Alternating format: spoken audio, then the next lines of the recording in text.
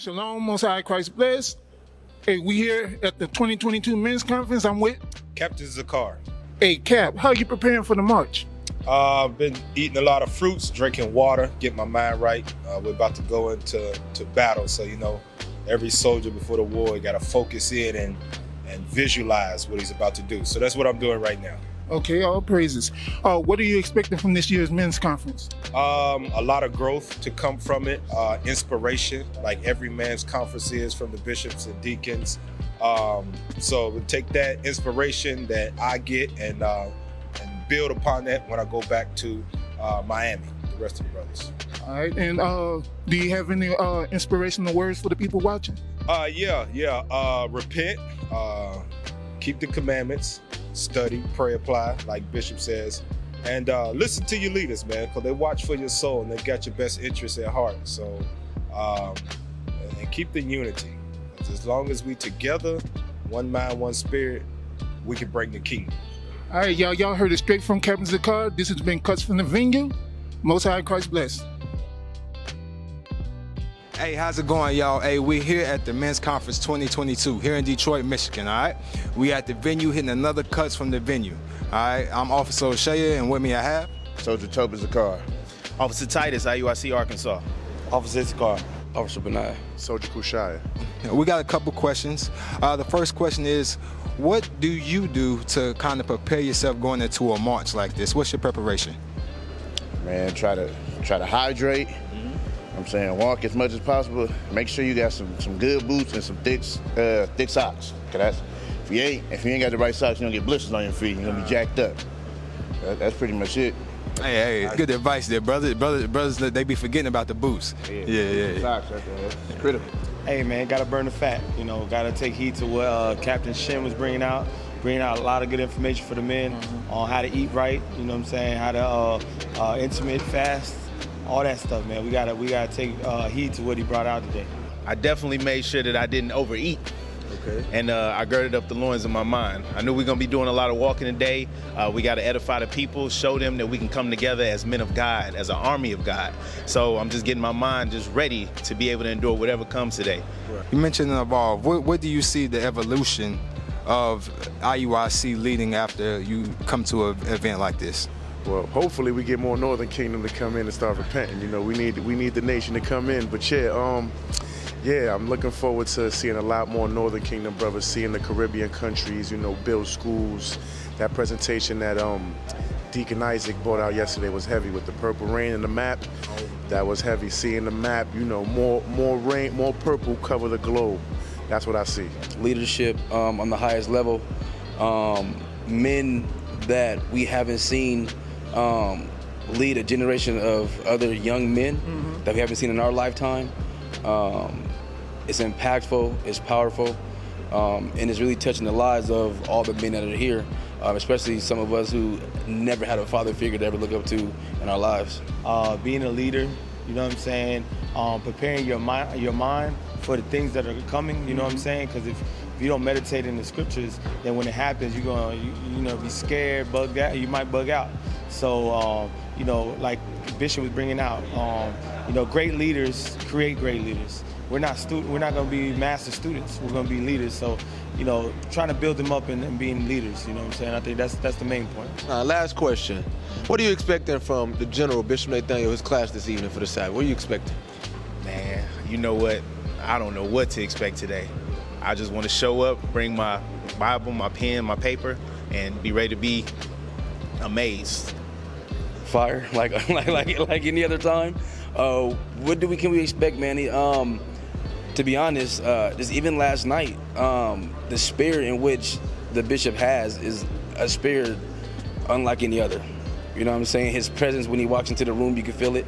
So I just expect him to be who he always is. Expect for him to come in, challenge us, get us prepared mentally for the battle that we got to prepare, for the wickedness that's out here, as well as for all the enemies that are trying to come against us. So I just expect more greatness. I expect for him to put us in a mindset of being in the spirit.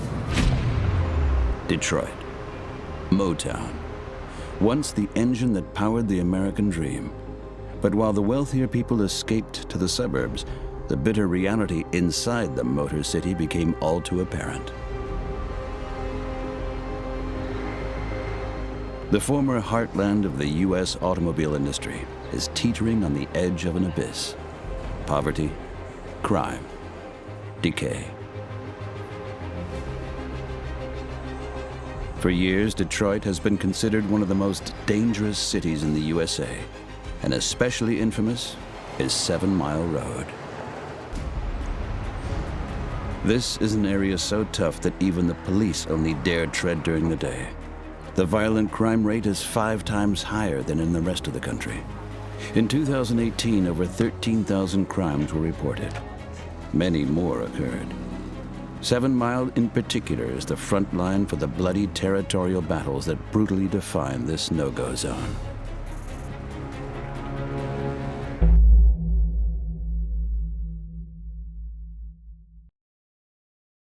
Hey, Shalom, Israel. Y'all know what it is. We back with another Cuts from the Street, Detroit, Michigan. So my question is, what goes on around here? Because I'm not from here. So tell me a little bit about this community. You know what I'm saying? A lot of gangs, dope, violence, you know what I'm saying? Killing. A lot of black people against black people, which shouldn't happen.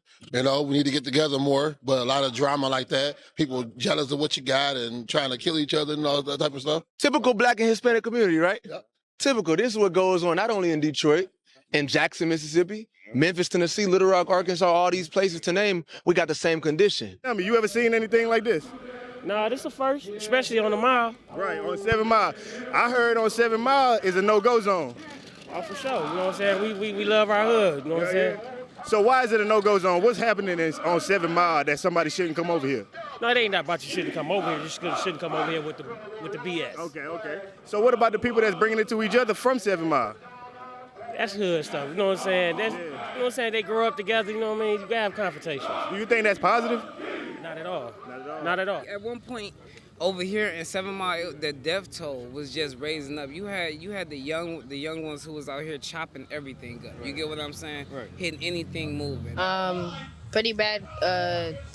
People shooting up places, people getting shot. Just a lot of crime. So how does that make you feel? Pretty sad. Makes you feel pretty sad. How old are you? 22. So you're a little bit younger than me. How many people do you know from here or in this area, just in Detroit in general, that have died around your age?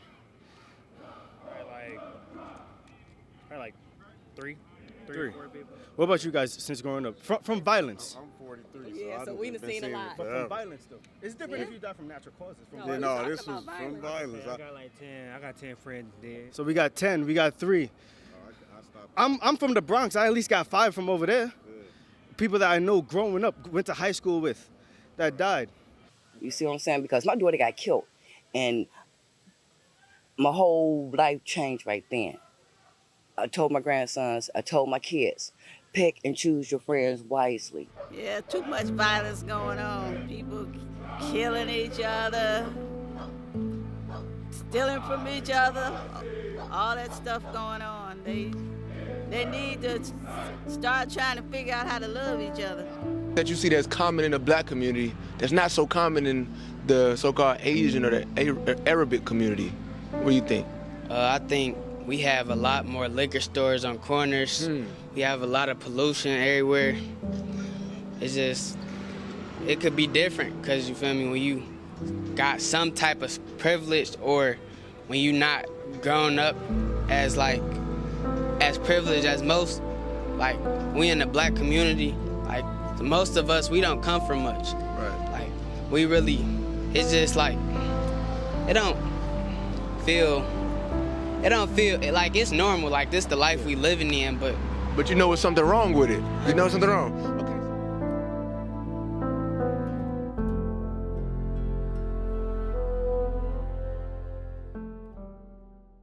So, because that leads up to my next question. Yes, sir. What are some of the solutions for the plagues, such as the black-on-black crime, the violence, the murder, single-parent homes? That's easy. What's some of the solutions? The black man and woman of America don't have a clue of who the hell they are. Okay. They're lost. So one of the solutions is identifying who we are. Once you identify who you are, knowing your history, knowing what happened and how it happened, there will become a change. And the change is going to start with a knowledge. A change. A change, meaning how? Being change. People actually putting in the effort for change. Okay. Just doing better. Like, most people don't see the better and stuff. Right. And most of the stuff is like, you could see greater things, but if you don't see the greater, you won't get the greater. So we out here trying to show change to our people, right? We're trying to show what's going on in our community. So what's some of the things that's going on in our community? We have a lot of positive things going on. Oh, People yeah? just they always do the negative. They never in the positive. Okay. You know. So I see a lot of good young men black here trying to do positive things. Okay, good. But I like seeing this. How do you feel about what you just saw pass by here? I wish we could see it more often, honestly. It was a great demonstration of unity, and by being power in numbers with a bunch of black men is something that the community needs to see more, honestly. Okay, so with that being the positive image that the community needs to see more of, what are the ills in the community that need to be fixed? Representation, honestly, and just what is viewed as like the popular thing or what you need to do in order to be successful or to be powerful in the community. It's not all about money and greed and everything else that people think it's about, but it's deeper than that. So, with that being said, are any of the politicians coming out here to help guide you? I ain't seen one. I see their signs. I ain't seen one of them. But you don't see them, but you see us though, right? Like, y'all really doing y'all thing. Y'all making y'all presence known. I could hear y'all literally. I was back there working on the fence, and I could just hear. I thought first, I'm like, somebody got their speaker on 10,000. But I'm like, no, they got these people voices. So I had to come out here and see. And I'm like, man, I see y'all, bro. Y'all really stepping up and y'all showing. I think it's a very positive experience for the community. I like seeing this. It lets me know that, you guys are out here and aware of the violence that goes on in our neighborhood and willing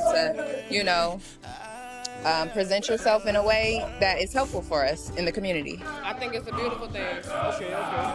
So, seeing a bunch of black men like this, you don't see this every day, do you? Not at all. It's actually shocking. I stay right up the street, so this is the first time I've seen this on 7 Mile in 10 years. Okay. You see a bunch of violence and stuff like that going on? Normally, that's all you see every day. This is a beautiful thing. That's why I had to stop. I'm actually in the middle of going to a client, and I stopped in the middle of it just so I could watch this. It's beautiful. Wow. Babe, it touched my heart. It touched your heart? So you ain't never seen nothing like this before? Never in my motherfucking life. How old are you? I'm 37. 37 years you've never seen black men coming out? Man, this is great, bro. Like this, bro, I feel so good. Hey, I love my people, bro. What's your name, bro? My name Vito. Vito, like I was telling Shamika, the reason why we can see this right here is because these men have been changed. They've been reborn, like the scripture said. Why? Because we keep God's laws. So that's what we're out here teaching. We're teaching that as men, we got to take care of our families. As men, if you're going to sleep with a woman, then you have to marry her. But the proper step is to marry her first before you sleep with her. We're teaching our men that you got to raise up your kids. We're teaching our men that as men, you have to grow your beard. You have to have a job. You can't be drunk. You can't be high. You can't be smoking. You hear what I'm saying?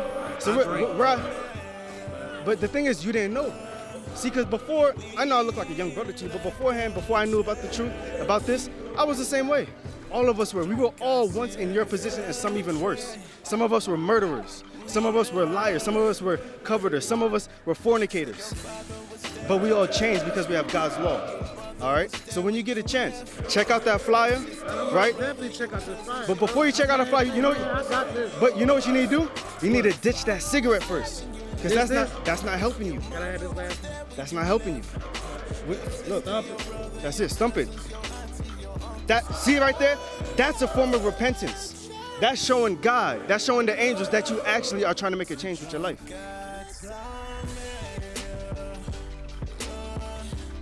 When we were going through the communities, we were seeing the brothers and the sisters coming out. But slide that thing back again where you see that brother in the middle of the street with his arms up.